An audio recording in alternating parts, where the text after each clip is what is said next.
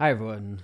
Today's educational video it's a bit of an impromptu video. I wasn't planning on talking about the satiety index today, but I was taking a look at this, and I've not looked at this properly in some time. It's quite an old study. It's 1994, 1995.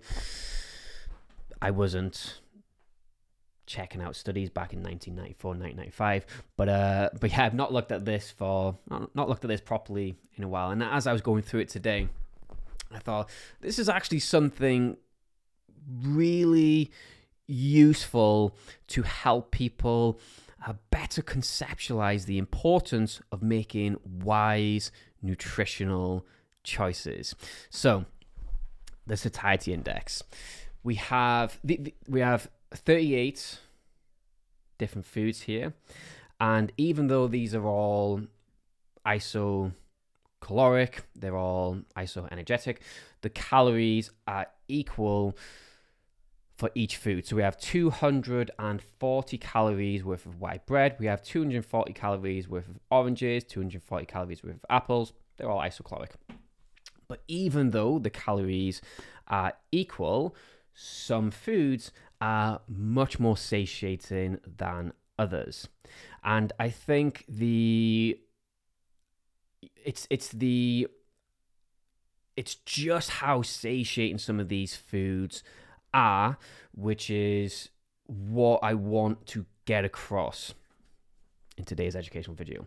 So, for example, we could have a food here, 240 calories worth of whatever it is, and another food here, 240 calories worth of something else. We could look at this food and go, yeah, I think this is going to be more satiating, a bit more satiating than this. I don't think we would ever look at this food and go, this food is going to be, because the calories are equal here, I don't think we'd look at this food and go, this is going to be 3 times as satiating as this. But it could be. So we have white bread here at 100, so that's a good little reference. And we can see that potatoes are 3 times as satiating as white bread. How crazy is that? Now you'd probably look at potato and go, yeah, I think that's going to fill me up more than bread. But 3 times as satiating, it is crazy. Speaking anecdotally here, I found that when I did my last cut, so when I do actually I'm cutting right now. I'm in a slight deficit, but the last time I pushed myself to the point where I was extra lean, I got to a point where I struggled to find foods that were particularly satiating, that would fill me up, particularly around lunch. I found it hard to find foods that would sort me out, foods that would keep me going until until tea time.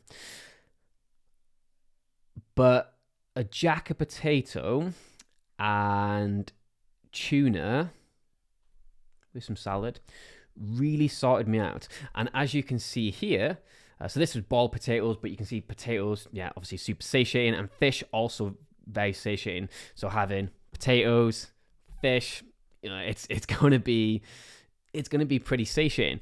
If I had a croissant and a donut, I probably would have been really, really struggling. It would have been amazing for the 10 seconds it took me to devour a croissant and a donut, or donuts, plural. But yeah, it's not gonna fill me up. It's not gonna keep me going. There are foods we can choose that are much more satiating, as we can see here when we reference the satiety index. And if we look at the top here, if I get to it, it says, and we know this, but it's also good to read it in research. Protein, fiber, and water content of the test foods correlated positively with SI scores, so satiety index scores. If you do like to read research in your pastime, all this other stuff, you can really just, for the most part, ignore this. It can make it a little bit confusing to see all these numbers, and actually just mentally removing them can make things a little bit easier to read. But just for your interest, the R equals 0.37 is just showing that there is a positive correlation there. More of this stuff equaled, higher satiety score.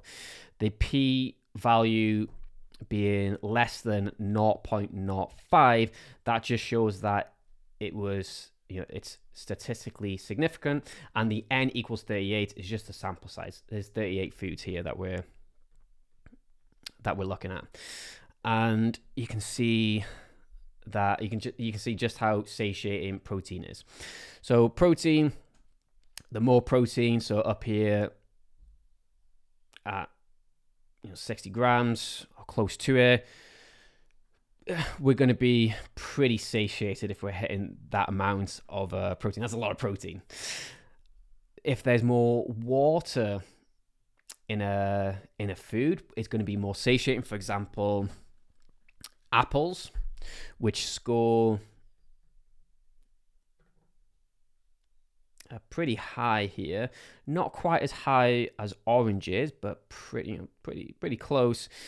An apple it's twice as satiating, almost twice as satiating as white bread. Oranges are twice as satiating. So there's a lot of water. There's a lot of volume there for the calories. Not a great deal of calories, but it's a lot of food. We've also got the fiber content of this and the fiber content of meals being quite satiating. So if our diet is rich in fiber, we're choosing foods that are low in calories and high in volume. Foods contain a lot of water. And we're steering towards protein-rich foods. We're going to be pretty satiated. We're going to be full throughout the day. This is incredibly useful when we're in a deficit, and especially useful if we're at the back end of that deficit. The final stages where, hunger can be pretty high. We do want to, a little bit of hunger is normal. We need to be content with the feeling of slight hunger, but if we can attenuate it, if we can eat foods that fill us up, then it is going to help. So do check this out, or even just screenshot that. I'll wait a second. Screenshot it just for your reference. You can look at this and go, actually, I never really have oranges, but they're clearly very satiating. Or having more brown pasta, more fish, more potatoes. Let's get some porridge in. We can look at popcorn as well. Nice little snack in the evening. It can be quite, it's quite satiating. It's high volume, few calories. This stuff can really help. So screenshot it, check it out, and I hope you found today's educational video really useful.